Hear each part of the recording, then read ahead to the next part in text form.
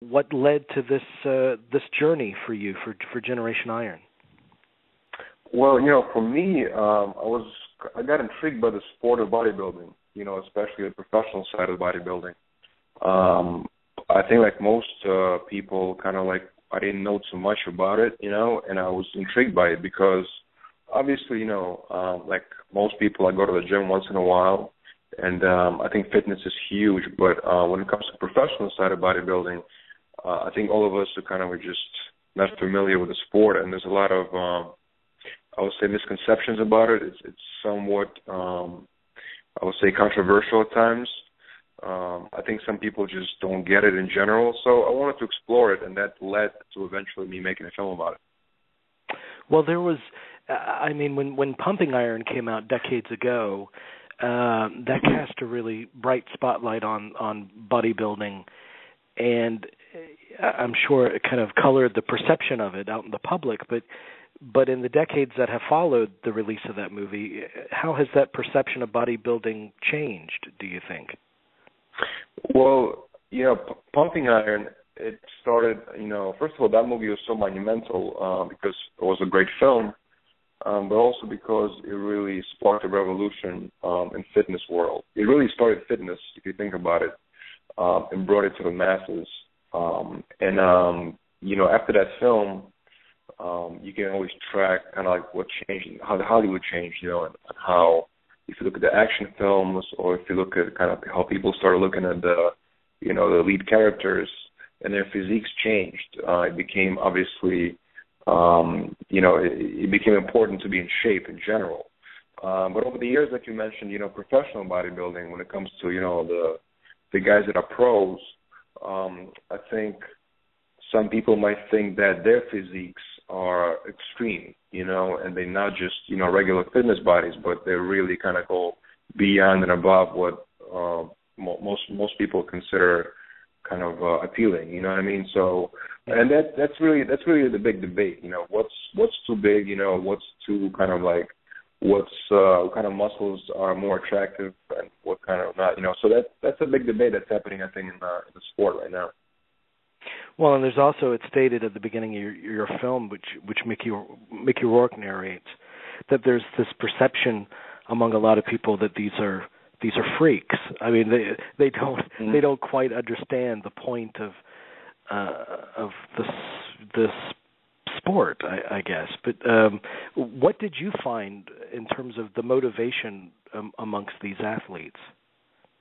Well, I look at bodybuilding as more of an art form than sport even. It's a combination of sport and art form, but really, some people look at certain art pieces and they see a beauty in it, and some people see an art piece at a gallery or something and they just don't get it, or they don't consider it art, or they don't consider it beauty, So that's how I look at bodybuilding, professional bodybuilding. Some of us look at it and see something extraordinary, and some people just see something grotesque for them. And also, when it comes to bodybuilding, it's interesting, not all kind of big, huge guys are essentially bodybuilders, you know what I mean? The top professionals in the world, even though they're big, but it's also, they're very, very defined. Every muscle group is very defined, so it's very scientific. So the judges in that sport are looking for something very, very specific. You know what I mean? So I think most of us, people that are just in a normal world, they put everything in the same bracket. If you're really huge, you're a bodybuilder, but there's a lot of different levels to it. So I got a chance to really explore it, and it's definitely, to me, it's definitely like art, but some of us just don't see it the same way, Is there tell me about the relationships between bodybuilders. I mean, did you feel that it was a very competitive atmosphere, or was there a lot of camaraderie amongst these artists, or how did you view that? It's very competitive, especially on that level. Mr. Olympia is the competition that we targeted in the film, and that competition, it consists of the 20, world's best bodybuilders. And it's very competitive on that level. It's competitive because obviously everybody wants to be, in a top position. But also, if you place in a top 5, that's tremendous. even to be on a stage at Olympia is already tremendous, but to place well means a lot in their careers, of course. But it's also some camaraderie, especially like if you go backstage at Olympia, you notice that some guys kind of like have their own little groups where they communicate more, and some guys have rivalries and they don't communicate as much. And kind of in the film we show that as well.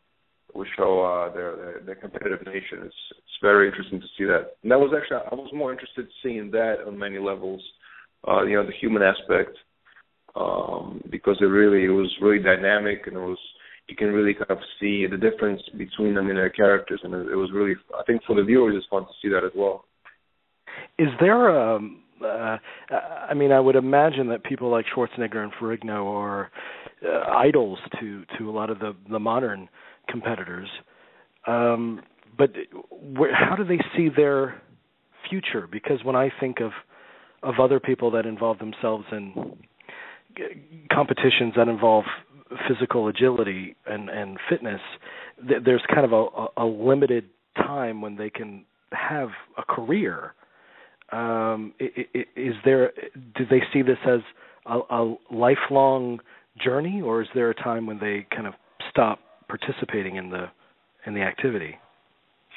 Well, it's interesting, unlike most sports, usually, when the athlete is in his, let's say late 20s, usually means that a career is already kind of ending. In bodybuilding, they reach a certain peak by the age of 30, and then from 30 to 40, it's really the prime time, for the bodybuilder. So it's actually pretty good for them in that regard. But bodybuilding is a tough sport because it's not the highest paid sport in the world. So for you to really make it a career and for you to be, dedicate your whole life to it, you really have to be in that top 10 guys in the world, top 20 or whatever, and get a good sponsor and good endorsements and stuff like that. So it's very tough. So a lot of the bodybuilders in the beginning of their careers, they have to have sometimes a couple of jobs to sustain that lifestyle of a bodybuilder. It gets quite expensive because you have to obviously get the food and the nutrition, go to the gym. It gets pretty overwhelming. And a lot of the guys, of course, are very business savvy. So when they kind of quit their professional careers, they go into supplements and they go into different endorsements. So they're able to build pretty successful careers. But of course, you have guys that can do that. So it varies. I would think that all of the subjects that you approached, they were eager to tell their stories. They definitely were, but it took some time to develop a relationship because, I think, like I said, since Pumping Iron, like you mentioned, there hasn't been a film that really talked about bodybuilding at all on that level. So some of them were very concerned because bodybuilders are very private characters. They don't necessarily like to have cameras show up in their houses and film what they kind of do. Some of them are very shy and they just don't want to be exposed, or they don't want to be put in a situation where it's a film that makes fun of them. You know what I mean? So, but I think after we build a relationship with them and I spent some time talking to them, they kind of saw the vision for it and they were willing to be a part of the film that really tells a real story. And from then on, they were very eager to participate. I'm fascinated to know your distribution model, because through your company, you self-distributed your film to great success, actually. So I'm wondering what that process was like for you. How did you go about doing that? Well, our company, we've been building it over the last 5 years. A lot of the work into actual, the business model was put in like way before we actually were able to release the film. We were kind of planning strategically on how to market and release the films. And, I think in today's world, a lot of the filmmakers should start thinking of different business models of how to bring the film, to the mass market. In our case, we knew that we had a very special film, that really tackled a subject unlike any other. So we wanted to make sure that this film is going to be seen, So our company was able to develop great relationships with theatrical chains like the AMC's and the Rego and the Showcase, and all the major ones, and also the smaller chains as well across the whole country. So we were able to, book the film in many different theaters across the country. And after doing well the first week, we were really able to expand the following week, and then, continue our expansion throughout the U.S., Of course, we didn't go to, every single market, but we definitely hit the major ones, which was great for a film like this. Especially, most people don't consider documentaries like real films that can actually bring in income, but I feel like if you have the right project and you can believe in it, you definitely have to push it. And in our case, we had great support from the bodybuilding community, and eventually the people that are outside of the bodybuilding world really picked up on the film. And I was really eager to have regular people to see the film and learn something new, and to see people coming into the theater and really seeing it bodybuilding for the first time was really great for me, because people are really very excited about it after they saw it. Well, and it also ensures a longer life for your film as well. I mean, because I think of the period of particularly the early 70s, when filmmakers used to be able to kind of travel around with their movies, so word of mouth just builds, and those movies were around forever. I mean, it wasn't limited to one weekend when a major studio opened up a film and then it's gone. And so I would think that would be great for a movie like yours. And also, just like you said, hearing the audience reaction to it. I mean, kind of fostering a relationship with different audiences must be a special part of it. Very special. And, that's my mindset, to be independent and to really, to develop a specific strategy for a specific film. It's not, film to me is art, so you can't, put everything in the same category. You have to build individual strategies for the release. And definitely, traveling the country, going to different markets, doing press in different markets, spreading the word organically, it really means a lot, And, I think once the people kind of pick up on it and they hear something interesting about the film, or they hear something new that they haven't seen before, they will show up, So we had great turnarounds in a lot of markets, and, for us it was a great release, and we're very happy about it. So tell me, the documentary form is my favorite form of filmmaking, and it's also the most fascinating for me, because documentarians, I mean, they might go in with some preconceived notions of what they'll get, but they don't really know. It's a big question mark. So the film that you end up with at the end of the journey could be completely different from what you expected at the beginning of it. So what surprised you most about what you were able to capture? Oh, absolutely. I agree with you. I mean, when it comes to documentary films, you can plan it as much as you want, and you can plan the shot list, and you can plan the schedule, but it always changes. And that's what's really exciting about it for me as well, because, in Generation 9 alone, I mean, we had a lot of things that changed. For instance, we were filming with a guy, his name is Branch Warren from Texas. He's a bodybuilder. And we had this whole plan of going hunting with him. He goes hunting in Dallas, and it was supposed to be a big part of the story. And the day before, we were shooting the scene when he got on the horse, and he was running around his house, and suddenly the horse bucked him off. So he fell down, and he's injured his leg, literally in front of us on camera. And then the whole plans for the hunting was canceled because of that. You know what I mean? So it kind of completely changed the storyline. And he got injured right before the Olympia competition. And then, it happened throughout the whole project where, you kind of make certain plans, and there was one guy from Europe. He came over to compete, and then he wasn't qualified for the Olympia yet. And he was supposed to compete in one local competition in Tampa and then go and compete in the Olympia because he needed to qualify, So he needed to place first in the Tampa competition. And then, he didn't place first, so suddenly he had to go to Dallas to compete. He went to Dallas. He didn't win again.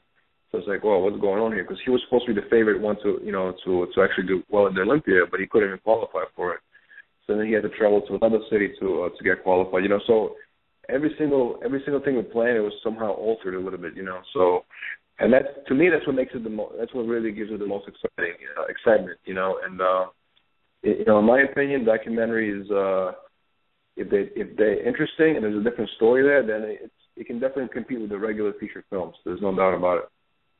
Oh yeah, without a doubt. I mean, some of the best documentaries that I've seen have been the most amazing movies in general for me, because you can feel life happening like right before your eyes in a way that's just magical that you don't necessarily get from narrative films. But another part of that is, I mean, more than narrative films, I would think, you're dealing with a lot of footage in the editing room, and it has to be a challenge to kind of whittle that down and find the essence of what your movie is. Yeah, the editing process is definitely a process. It's almost like you're creating a film in post-production completely. When you're in the field, you worry about getting those shots, but you really spend most of the time editing the film, and you have the power and the control to really, make the film and make it in different directions, take it in different directions and change it up, and you have a lot more control than sometimes you would have in a feature film. But at the same time, it's make the process that more challenging because you're trying to really decide, let's say which character gets more time on screen or, what needs to be cut out. It's always a process, because it's like you want to keep everything, but you just can't. And then, you go through it till you get it right, or till you think you get it right. Yeah.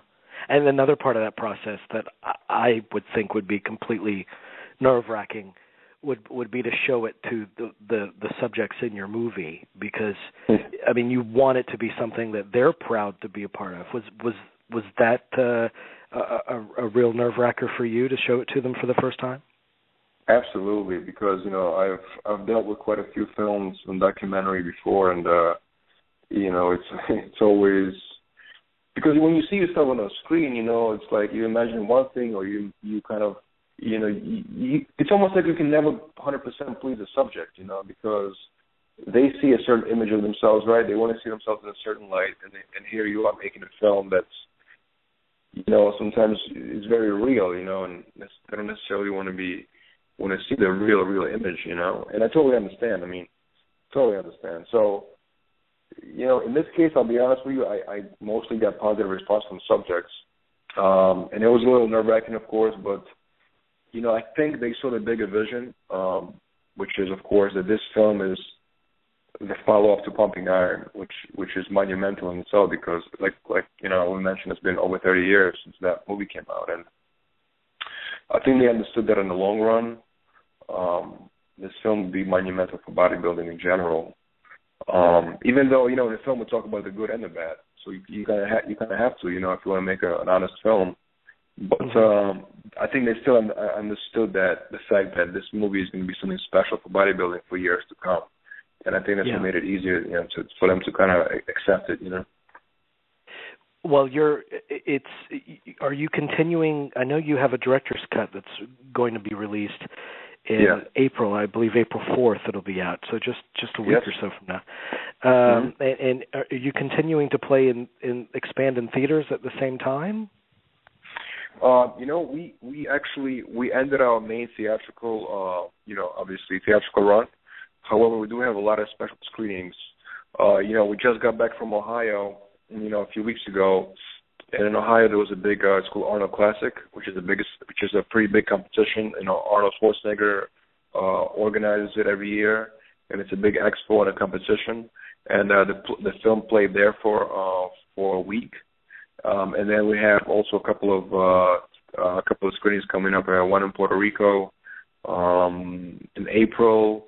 There's going to be, I think we're going to play a few dates in Delaware, and then the following month we're going to be in Buffalo International Film Festival in May, and we're going to play the film there as well for a special screening as well.